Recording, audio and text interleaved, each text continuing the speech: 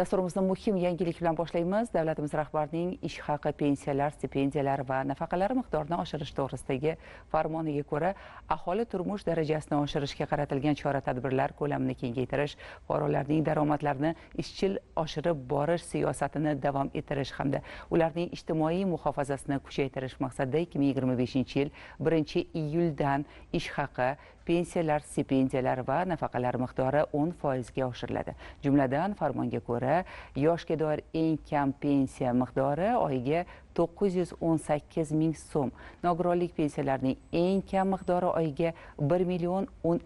so'm, kam ta'minlangan oilalarga bolalar nafaqasining har oylik miqdori 3 yoshgacha bo'lgan bitta kichik farzandi uchun 360 ming so'm, 3 yoshdan 18 yoshgacha bo'lgan bitta farzandi uchun 275 ming so'm, oilaning ikkinchi farzandi uchun qo'shimcha 165 ming so'm, oilaning uchinchi va undan keyingi har bir farzandi uchun qo'shimcha 110 ming so'm, kam ta'minlangan oilalar uchun moddiy yordamning oylik miqdori 420 ming so'm etib belgilandi.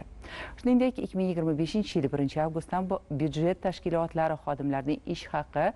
va stipendiyalar miqdori 10% ga oshiriladi. Bazaviy miqdorlar quyidagicha: 2025-yil 1-iyuldan pensiyani hisoblashning bazaviy miqdori oyiga 471 ming so'm, 2025-yil 1-avgustdan mehnatga haq to'lashning eng kam miqdori oyiga 1,271 ming so'm, bazaviy hisoblash miqdori 412 ming so'm etib belgilandi.